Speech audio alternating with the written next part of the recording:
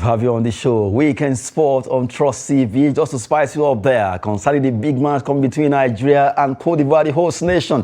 What will be happening on Sunday? Nigeria will be facing them by 9 p.m. But a big one for Nigerians after that particular clash against South Africa, Bafana. And we're able to triumph via penalty shootout. Stanley Nwabali became a hero in that particular encounter. Well, we'll be talking on that particular match today. And also, not to forget that South Africa will be facing DR Congo in the race for third place. Who wins it? That's a big one there. But to let you know, a lot of Nigerians are doing well when it comes to sport. Well, we saw their Let's Do It Again slogan, the team song by Maji, and also that poetry coming from that lady. Good one there. Nigerians can't wait to see the trophy back home on Sunday. Hopefully, it will actually come back fourth time that we are looking for it. Right now, we'll be looking at Nigeria vs Cote d'Ivoire, although we're expecting some guests to join us via Zoom, while they'll be at least giving us their own stand concerning that particular match that will be coming up, Nigeria vs Cote d'Ivoire. But before we talk about that, briefly, while we're waiting for Tunji Eleke to join us, we talk about our ladies, Flamingos. They did well yesterday at the stadium. MK Abiola said they were able to win their match 6-0 in that particular encounter, where they defeated Central African Republic. In the first leg, it actually ended 6-0. The second leg, 6-0, making it 12-0. And now they at least will be fighting the third qualifier game that will be coming up later. But good one for the ladies. Flamingos flying high, setting an example for Eagles that, yes, go out there and do the business. Let's have a short clip of that particular encounter.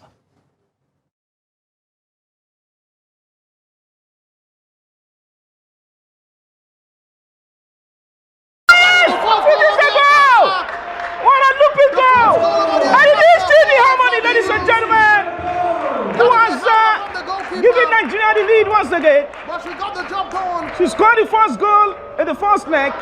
She has also scored the first goal here. What a fantastic Chidi Harmony is a player to watch. Fantastic finish. Lovely chip of ball. And goalkeeper beat it. Easy. The lady, Chidi Harmony, moving the ball over the goalkeeper. It is the Flamingos of Nigeria 1. Well. Dominican Republic. No. Like I said, right now, the Flamingos have advantage there. Good pass there. What about the goalkeeper? What does she do? Goalkeeper makes a good save. She still has to push out the ball. She plays a pass in. What a finish there. Side foot by the goalkeeper of Central African Republic. Harmony chase the ball down. She moves the ball. Harmony. 1-2 again. Touch and Harmony. It is goal number 2. Goal finish. From Chidi Harmony. What a finish that was. She turned and then had the time and space to pick up. Wow. And then finally that finish. I told you. Exquisite. And it looks like Chidi is having the time of her life right now. Scoring goal couldn't be easier than what you've just seen now. From Chidi Harmony. Chidi Harmony with the second of the night. It is the Flamingos of Nigeria 2. Central Africa nil. And yet again, what are the CAR defenders doing? Beautiful one today and a finish to go with it.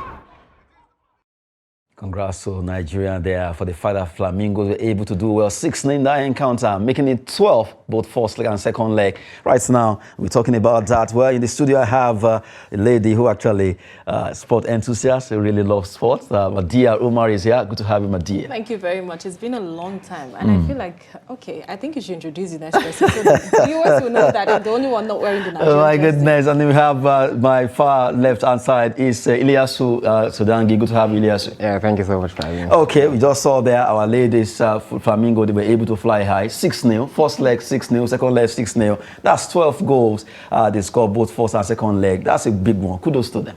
Yes, I wasn't expecting anything less for a country who actually made it to, you know, the quarterfinals and took the bronze medals in the last World Cup. So I was thinking that, you know, it was going to be some rain of goals, but I wasn't expecting 12. It's 12 you know, goals. at aggregate and all of that. So I think that this young ladies are ready to take Nigeria on the 17 World Cup to the next level. And from what I have seen so far in the tournament, I think that they're aiming for the cup this time around. What happened the other time was like testing the waters and knowing and just making a statement that we are here and we are here to conquer. Now with all of the things that's happening to our football right now, the Super Eagles in Abidjan trying to get to the finals, of course, yeah, the finals, and trying to clinch the cup. I think there's this morale that is sent to everyone around the world, every Nigerian around the world. You just want to do something wherever you are the best way that you can. And that's what is rubbing off on the under-17. I know they are very, very fantastic when it comes to on-the-field play, but I need to see more. I need to see more. Let's get to the finals this time around and bring the cup home. We need that. And bring the cup home, talking about Flamingos there. They were able to do well in that encounter. 6-0 first leg, 16 second leg, and right now celebrating them. So talking about the women, also yesterday, our ladies, even though they were trashed by USA in that encounter, we lost by 46-100 in the margin of the scoreline. Talking about the Tigress, but right now, I can tell you that they've qualified for the Olympics after they won against Senegal in their first game. They won against Senegal and they lost against America. That's USA's Canada. We're coming up in Paris 2024. And right now, that's the game they play against USA there. Let's just have a look at it. Good one there, Nigeria versus Senegal. We won that and then we lost against USA. But right now, I can tell you that we qualified for the Olympics.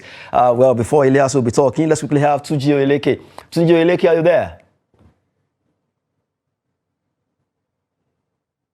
Thank you so much for having me.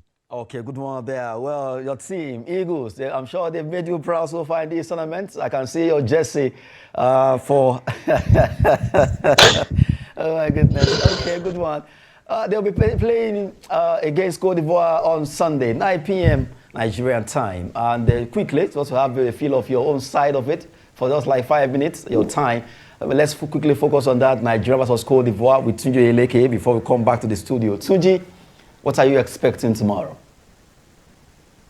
Well, expecting a very tight game, something tighter than what we actually had when we came against them in the second game of the group stage. I expected something much, much tighter because what the Cote d'Ivoire we are seeing today is not the Cote d'Ivoire that we met. This is one thing that we should understand. We are seeing a more compact Cote d'Ivoire. We are seeing a more invigorated, a more confident Cote d'Ivoire as it is. Some of their people don't want to be known as Ivory Coast, so let's not make that mistake of calling them Ivory Coast. So I'm expecting something much better. Sebastian Haller has been leading the line very, very well, even though I know that, well, if he had been playing against a better DR Congo defense, he probably wouldn't have gotten that goal that he scored. So there will be more confidence going into that game, but I still don't think they have enough to trouble the defense of the Super Eagles as it is, because, as you know, we've only conceded one goal in open play. The only other goal we have conceded is from the penalty spot. So there's still a lot for the Super Eagles to achieve in this particular competition, and I'm still not putting it beyond the Super Eagles to get this trophy back home. Okay. While you are expecting Eagles to actually get the trophy back home, I'm sure that match against South Africa, just to get your reaction from it. How did you feel? Your heart was it skipping? Bro, I have never felt more tensed in my life watching Nigeria play against Bafana. I mean, this was even different from how I felt when we played in the qualifiers right there in Uyo when they defeated us 2-0. This was way different because there was a lot more at stake here. Remember, they are just taking the Grammy off Nigeria. So there was quite a lot that was at stake, but the god of football was definitely on our side. Ronan Williams, I wonder what happened. Wasn't able to save anything this time. But we thank God that at the end of the day, it was for us to smile at the end of the day. A good one there. Well, really, at least Nigerians, a lot of Nigerians were almost giving up in that particular match, but at least we triumphed, and that has given us a chance to play against Cote d'Ivoire in the final. Well, right now, Tunji, before I will let you go, just your idea of goals margin tomorrow. It would be just as tight as we had it in the first game, probably 1-0. I don't think Ivory Coast will be able to go beyond that Nigeria defense. So probably just that 1-0 is what we'll see again tomorrow. I don't think Victor Osimhen will be scoring in the final this time. I think it will be somebody else. But 1-0 is what I'm expecting tomorrow as it is. I expect that will be very, very compact. We will be very, very tight the way we have been playing, especially in defense. I expect for all of the criticism that Alex Iwobi has been getting, he's actually been one of the most important players in that particular team because he progresses the ball from the back to from the defense to the attack. So I expect Alex Iwobi once again to start. And like I said, 1-0 basically. Okay, good one. Tunji Oleke, join us from Kaduna there to actually hear your view concerning Cote d'Ivoire versus Nigeria. Thanks so much. Thank you so much. Okay, back to the studio. Well, you actually saw where he said after they took Grammy from us. I'm directing this one to Ilyasu first. Ilyasu, well, it's going to be like a rap South Africa match. In fact, almost all Nigerians were on their knees praying. Where were you? To be honest, I think the best term to use for that match is emotional roller coaster. Because imagine going from celebrating the second goal, then VAR taking us back to a penalty, and we ended up conceding a late goal like Ghana. So, but the match showed one thing. It showed that Nigerians have passion, and it showed that the Super Eagles, they are just as we expected. They are mature, the maturity that we expected from them, from the experienced players. You saw the tactical substitutions made by the coach, bringing on Kenneth Omeru, and you saw how cool his penalty was. I think we were buoyed by that calmness. And then our keeper, of course, the great Mwabali, I think he was amazing. I think he was able to, maybe playing in South Africa, he was able to get into their heads. I think maybe you could see his mind game. A lot of people have compared him to Martinez of Argentina, even though he doesn't have the naughty antics, but you could see that he was in control of the post. And the South African players, I think most of them even missed the penalty even before they played it. Now, talking about what about that you just mentioned there as we are wrapping the South African match before we be focusing on Nigeria Cote d'Ivoire. You heard Tunji Oleke saying after they took Grammy from us, was it like a pound of flesh from your side? I think it was a lot of things running through my mind, and I told a lot of people that to me it wasn't about the Grammy, and it wasn't about a lot of things that people attributed before the match. To me, it was about the football. It was about the so many things that was going through my mind. I feel like Nigerians needed that at that point in time. And we're going through so much. And some sort of good news will actually spur up a lot of good things happening for us. The first goal that was scored through that penalty from Truss Ekong, I actually shed tears. And a lot of people were wondering why she was tearing up, because this is not the first time I'm watching something as tense as this. And I'm actually crying because I know a lot of people put emotions into this, and I was just very happy for a lot of people. Like, we need to win this. We need to get some sort of good news. I know that match wasn't for the faint-hearted, and I was sitting in front of the TV. At that point in time, I think I was in a training somewhere, and I knew that if I go back to my hotel room, I was going to watch that match alone. So I had to stay back where I was, and I was sitting in front of the TV, and somebody was like, "Oh, you're not scared? You were taking the pilot seat." And I was like, no matter what happens, I was very optimistic to the last that we were going to take home the glory from that match that day, and that was what happened. I feel very sorry that a lot of people died watching that match. May their soul rest in perfect peace. May their soul rest in peace. And it was a victory for me beyond football, and I was really happy. To me, that's the finals. Well, while we're celebrating Eagles, let's not take anything away from our ladies, the Tigress. The Tigress did well. They lost one game scandalously against America for the 6-100, but they won against Senegal. I think they did the job against Senegal first by beating Senegal. Yes, they did. Belgium defeated Senegal, and that gave us a chance. Already, USA, they are defending champion, automatically qualified. So Nigeria, Belgium, right now, both of them have qualified for the Olympic for our group. Even though, if you check the table, we are standing third, but we qualified. Just the way Cote d'Ivoire made it to the final. Now we qualify for the Olympics. Yes. Well, good one for Nigeria, really celebrating us. 3-1. We're talking about the Flamingos. They were able to win 12-0. Talking about the Tigress, they picked up the ticket to go to the Olympics in France, and right now be focusing on Super Eagles. But before Super Eagles, a lot of matches will be coming up in Europe. We just flash that, then we'll come back and talk about Eagles properly. But right now, let's look at matches coming up from Premier League down to French League 1. By the time we return, Eagles straight up.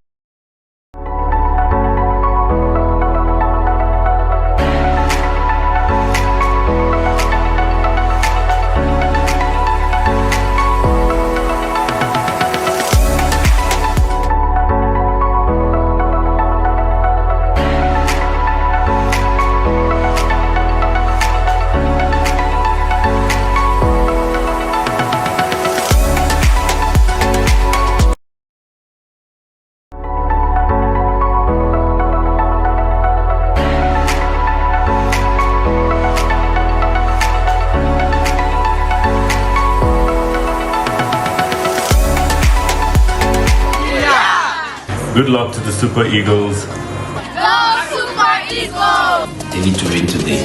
Go Super Eagles! Vive le Nigeria! Go Nigeria! I wish Super Eagles good luck. Go Nigeria! Good luck, guys. Good luck to the team. Les Super Eagles. Good luck, Nigeria! Allez, Nigeria. Good luck, Nigeria. Good luck, Nigeria! Go Super Eagles. Good luck, Super Eagles.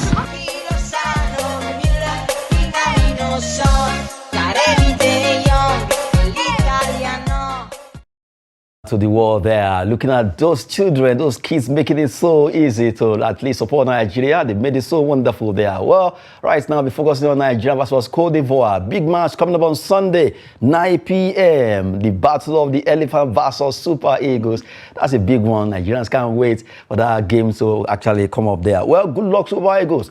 Coming from right, left, and center, from Nigerians across the globe there. Let's quickly look at that particular focus. We're focusing Nigeria versus Cote d'Ivoire. While you look at that, then later on, we'll be opening the phone line. But before you actually join us, let's talk about it from the studio side. Well, my dear, Nigeria versus Cote d'Ivoire on Sunday. Let me start from the lady first. Okay.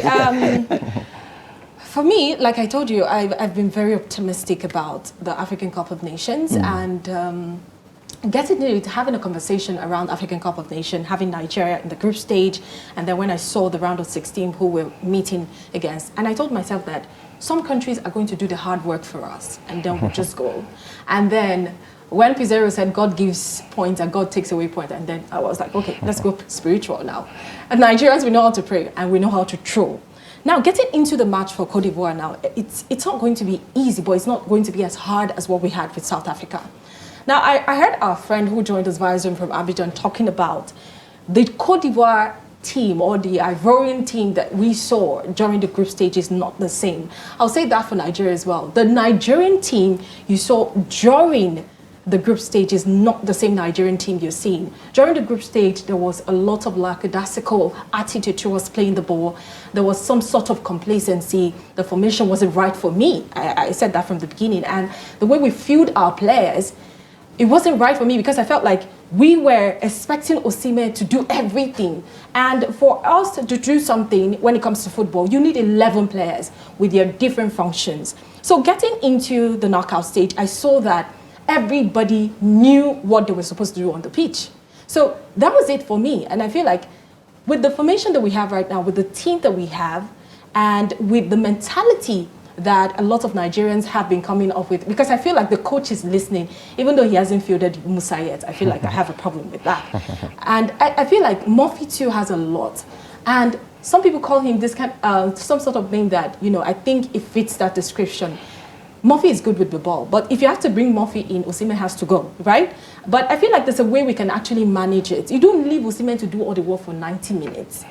You can field Murphy, you can field Osimhen. And a lot of people are like, Osimhen is the favorite, right? Now we have to be very strategic around this Ivorian team. The players like Adinga and Singa, they are the moles planted in this team. Holla is doing well, but Holla is not a threat to Nigeria. Those young players that Ivorian have, those are the people that you should just watch their play. You know that, this is building up a team, and in the next 5 years, you see another team in the Ivorian national team different entirely. But just to say that they are not threats to Nigeria, and I feel like if we go all out with the pains and emotions of 250 million people approximately in Nigeria, we're going to do our best. We have everything it takes to win the African Cup of Nations. We've come this far, and I feel like we are going to bring home the trophy on Sunday. Not forgetting that the president, I think the airport road is now blocked. He's going to Abidjan. And then we have 22 governors. We also have some ministers and prominent Nigerians that will be going there. I'm not talking about, the presence of the prominent Nigeria. It could be a boosting of morale. But these players now understand that the emotions of more than 200 million people rest on their head.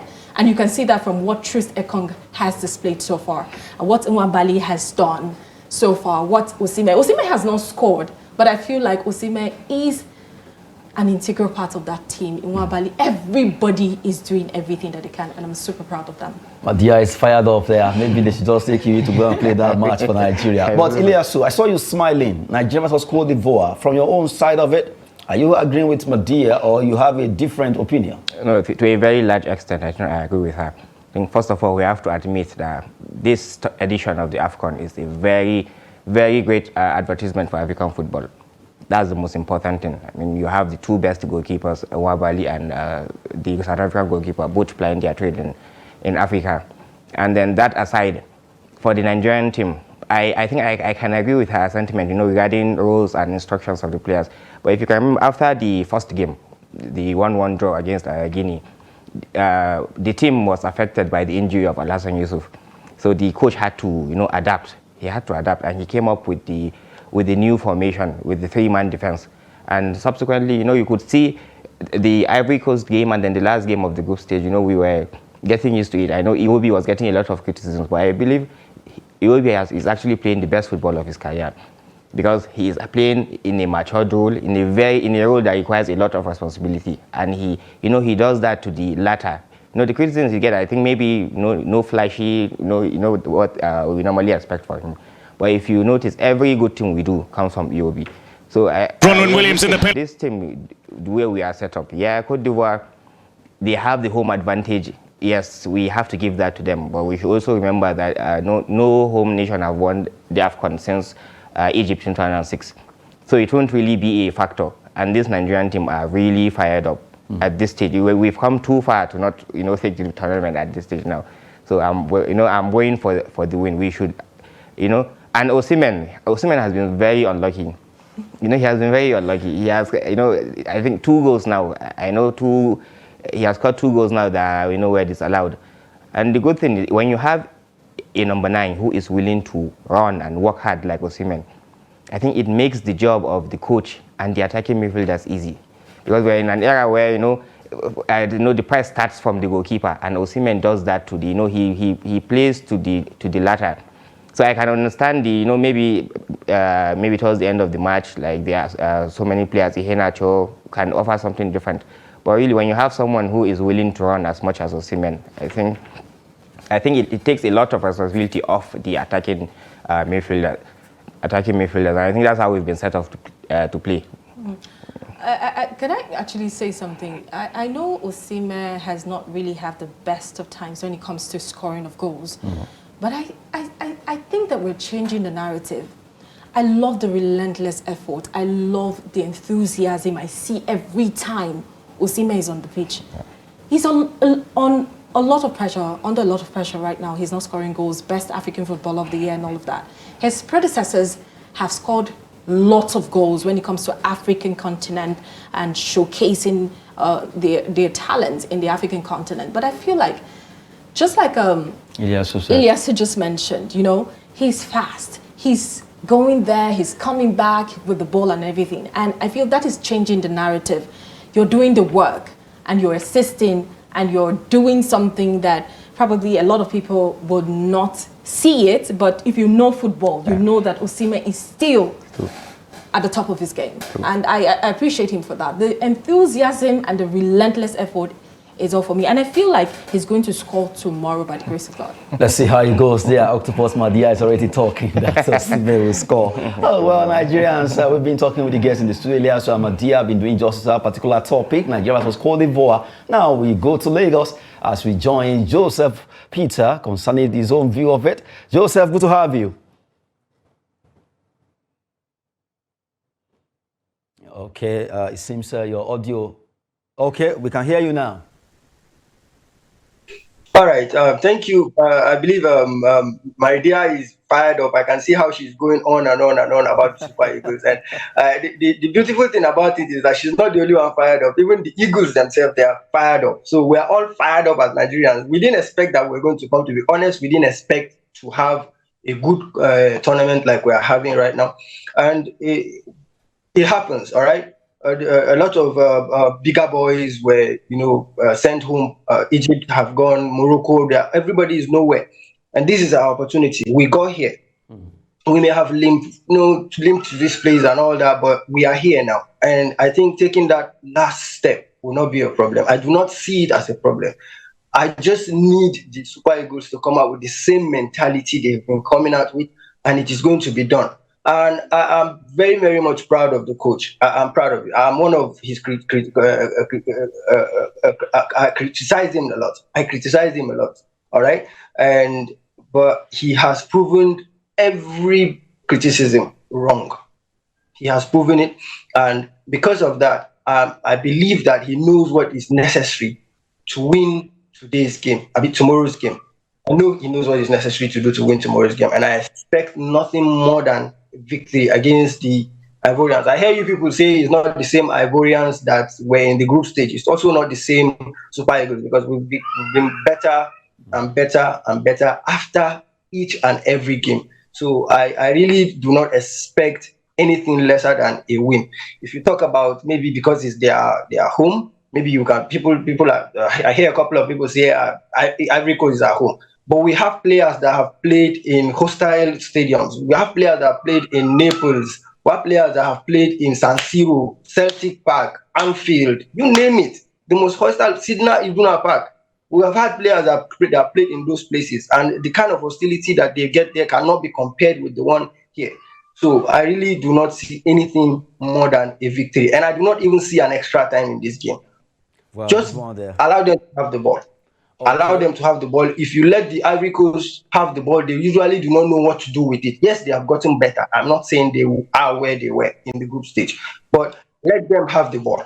Once they have the ball, they do not really know what to do with the ball. And besides, our formation do not support, holding of the ball a lot. So let's attack them from the wing, catch them on counter and attack them. They will be at home, they will be cheered, but we will have the opportunity and we will have them at advantage. So as far as that is done, which is what we've been doing, I believe the trophy is coming home. Let me be like Maria, it's coming home. Oh, really? Everyone is fired up. Madia, Iliasu, Joseph, Peter, all fired up concerning this match. Well, a big one. Hopefully, Nigeria actually come back with that trophy on Sunday. 9 p.m. is the time. Now, let's open the phone line for Nigerians. Anywhere you are in the world, you can call in on the show. Let's have your view concerning that game, Nigeria versus Cote d'Ivoire. Let the phone calls be coming in. When you are calling, please stay away from your TV set and turn down the volume of your TV set there so that we can hear you clearly, your name and where you're calling from. Right now, the number on the screen there, let's have it. Nigerians will be calling in. While we are waiting for Nigerians, maybe I should just touch on Joe. South Africa versus DR Congo will be coming up today. Maybe I should just do it this way so that we can focus on Eagles. What's your score line? While we are waiting for the call. 2-1 South Africa. 2-1 South Africa. Iliasu. Yes. I think I see that game ending in penalties too. In penalties. Because DR Congo, South Africa. Yes. In penalty. Yeah. Okay. Joseph said 2-1 South Africa. Madia.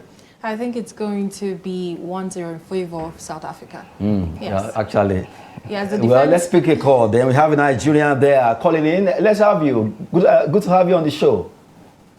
Hello, good morning. Good morning. Good to have you. Your name and where you're calling from, please. Meeting Yawa Ali calling from Damaturu, Yobe State. How is Damaturu, Ali? Damaturu is fine. Okay, let's have it. Nigeria and Cote d'Ivoire. That match tomorrow, 9 p.m. Nigerian time. Where are you standing? Super Eagle all the way. Patriotic Nigerian. Yes, because really Super Eagle have improved in each match we play from the group stage. Though the performance is very poor, then they are picking up. Not until the match between South Africa. Though South Africa have the position, then Nigeria have the ball. And also, I believe the Cote d'Ivoire will win 1-0. Definitely, this final will be 2-1 in favor of Nigeria. So I believe there's no need of extra time. So definitely, Nigeria will really make us proud. A good one, Octopus Ali there. Yeah, thank you very much for joining us. Have a blessed day. Thank you. And you too. Good one. Nigerians are reacting already concerning that particular game. Well, Madia was about to mention his own. Okay, I think you mentioned 1-0 in favor of South Africa, right? Yes. And then you also support South Africa. While okay, you said penalty. Yeah. Then Joe said South Africa will also win that game. Well, let's wait and see. They'll be finding out by 9 p.m. today for their own. Yes. But let's focus on our own. While we are waiting for the Nigerians to call in anywhere they are. If you look at this tournament. Okay, we have a caller there. People want to react concerning this. I'm sure a lot of people they want to. Hello, good to have you on the show. Good morning. Good morning. Please, Mr. Okoye me from Cross River State. Okay, your name, please. Okoye me from Cross River State. Okay, well, where in Cross River? Ugep, in particular, Oyako. Okay, from Ugep. Okay, let's have your view concerning Nigeria and Cote d'Ivoire match. Well, my complaint or thoughts from Nigerian match and Cote d'Ivoire, I believe that Nigeria is going to bring the trophy back home due to their performances right from the group stage. I know the group stage was seems to be poor. But the last performance this year impressed me a lot. Okay, thank you so much. Join us from Ugep, Cross River State. We appreciate you.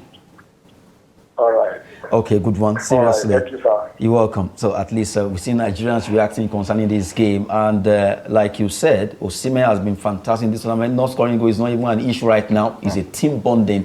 And we've seen Nwabali doing so well. We've seen the coach also proving a lot of Nigerians wrong. Anyhow, he has done it. He has been able to push us to the, to the final. Yes. And we see the entire team. Let's even leave blame aside. They've been able to find their way. Either you call it bamboozle or they crawl, they roll, they go to the final. Good one for the team. And the support from the government too is massive. It's making the Eagles really, they are ready for this. And quietly, like I saw somewhere that if we were before, by now they have seen how much money has been given, this, that, will be causing issue in the camp. Whoever scored this goal, nothing like that now. The only thing is score, let the team score, they will give them money, not the highest goal scorer. And that has actually brought a lot of unity. Now, I want to talk about Ahmed Musa, Kenneth Omero and Musa now.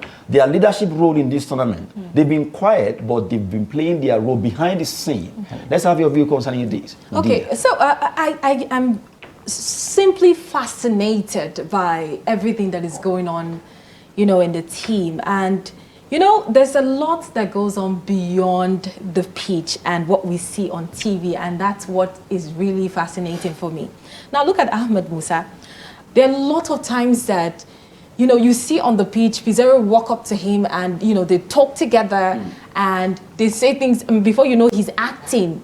Sometimes you don't know what they say, but, we see most of these clips from, their dressing room, when they have meetings, when they train sometimes, and from close allies, how they've been able to develop this synergy. If you're not playing, you're not fielding, no problem. But, the outside world, initially we're thinking that maybe there's this thing we don't understand, or there's some sort of tension between the coach and Ahmed Musa. That's why we're not seeing all of that. But, from watching them closely and their body language and the psyche, you know that they're cool. And maybe Pizarro would give us an answer when we finally bring home the trophy, why he didn't field Ahmed Musa, and then we'll get an official statement why he didn't field Ahmed Musa. But I love the fact that he is playing the leadership role, you know. He's carrying the team along. When they come for halftime, he's telling them something in their ears. And I feel like some of the things that he have told them, because he's experienced. He won the 2013 edition. He was part of the squad that won the 2013 edition. Omeruo too was part of that squad that won that 2013 edition. So I feel like they have so much. But one problem that I have with the coach is that, you know, there's some times that we need experience to make these things happen. And I feel like that's when Ahmed Musa comes in. Maybe the second half.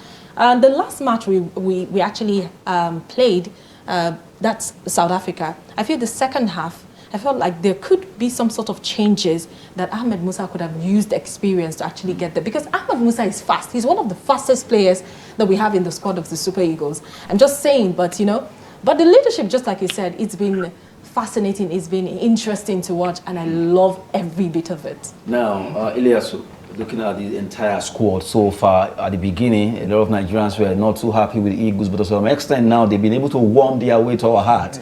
Getting to this final has not been easy for them. And the match against Cote d'Ivoire tomorrow will be a tough one, but we know that they can surmount that particular hill or mountain.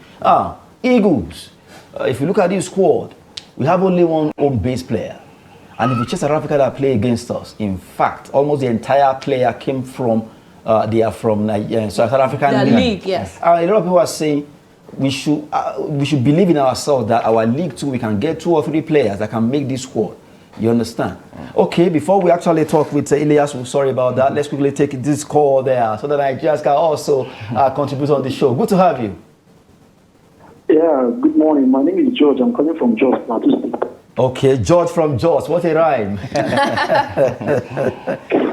Okay, let's have you, George.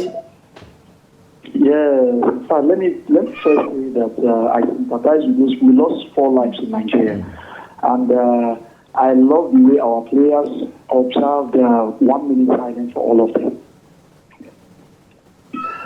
And they have said that they are going to play the match today to win it for those people that died. And I really appreciate that. And I want to advise Nigerians, if you know you have high blood pressure, please just sit back. You find something doing. Maybe later you can watch the match later. Even our president, President Tinubu, that is going there, he should be very, very careful. Because going there is it's not easy. I saw the way the Vice President Shetima was shivering. He has to leave the pitch at the start from the stand at that moment. But I expect Tinubu to know how to be able to handle himself. Okay, anyway, in terms of tomorrow's game, I'm giving it to Nigeria. I know definitely this book that well, actually. But you know, one thing you should observe is that Nigerians are not playing to play well or to play fancy football. They are there to win. That is the mentality of the team. They are just there to win. People are saying Osimhen is not scoring. Watch what Osimhen is doing in this team. He creates, he runs, he attacks, he defends. That's what I like about it. It's motivating the team. So I am really wishing the team the best. I know tomorrow they'll win by 3-1. Like the lady said, it's going to be more easier for Nigeria. I believe that. That's my contribution this morning. Thank you so much, George from Jos. Wow. Okay, good one. At least he has addressed your point, my dear. Elias, so before we go to Joe Peter, Elias, quickly, this tournament has been the entire squad, except for Lauren Leke Ojo, is a home-based player.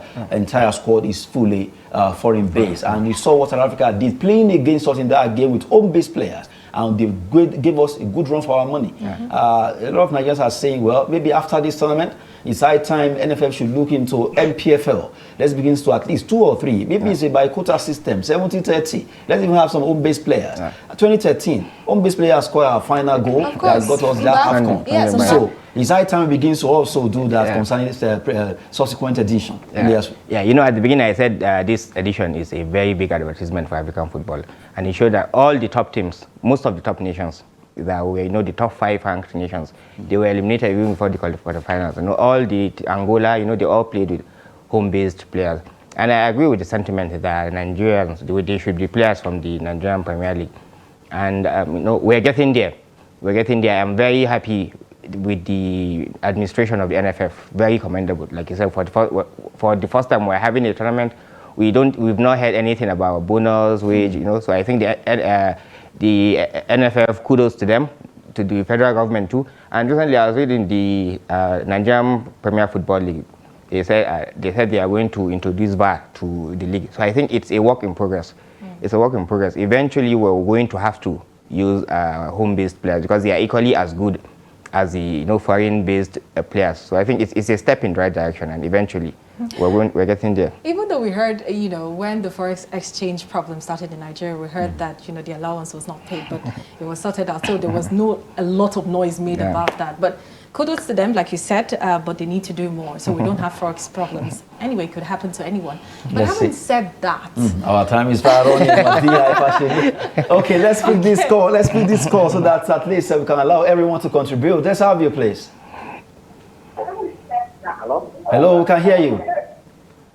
Yeah, good morning. Good morning. Well, your name and where you're calling from, please. I'm Nali Benjamin, calling from Akwanga. Okay, how is Akwanga? Let's have you. Yeah. Today, I'm talking about tomorrow's match between Nigeria and Cote d'Ivoire. Yeah, already Nigeria all the way. Okay, thank you so much, Benjamin from Akwanga, Nasarawa State. And now, Joe, if I will go, at least our time is almost up. Let's have you from you. What's your own score line? Let's do it that way.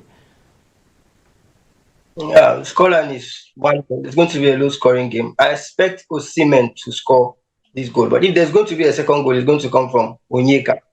When he scores, you people will understand why I say Onyeka. Okay, good one. I think I agree with him. The last game we played before the South African game, we played against, I think it was this country. It was against Angola. When the coach was saying, Onyeka, come out, Onyeka said, no, it's not time. And I love that spirit, like the dogged spirit. Like, I need to, like, we stay here. We stay here. We're going nowhere until we win this. Your own scoreline? It's going to be 2-1 in favor of Nigeria. Okay, Ilyasu, your own scoreline. Okay, before I give my scoreline, I have to send an appreciation to our captain, Trust Ekong. Magnificent rock at the back. Player of the tournament for me. Basi too. Basi for me. Yes. Okay. As for the scores, I would go with 1-0. I'm still backing Osimhen to score. He is due a goal. It means you and Joe, you are ganging on against my Okay, Joe, 1-0. Well, coming from Osimhen or Frank Onyeka. And Ilyas also mentioned Osimhen, while Madia says it's going to be 2-1. And he's also expecting Osimhen and someone else to score. Well, we hope that all these predictions come to pass. All of them are Octopus Joe, Octopus Ilyasu, Octopus Madia. To those Nigerians actually calling on the show, we appreciate you from Akwanga to Cross River State to Damaturi, Yobe, and also all the people that actually join us. We appreciate you once again. For Nigeria, we believe they can do it again for the 4th time. I will leave you with this particular song from Majid. But I want to thank you, Joe Peter, for joining us from Lagos. Thank you.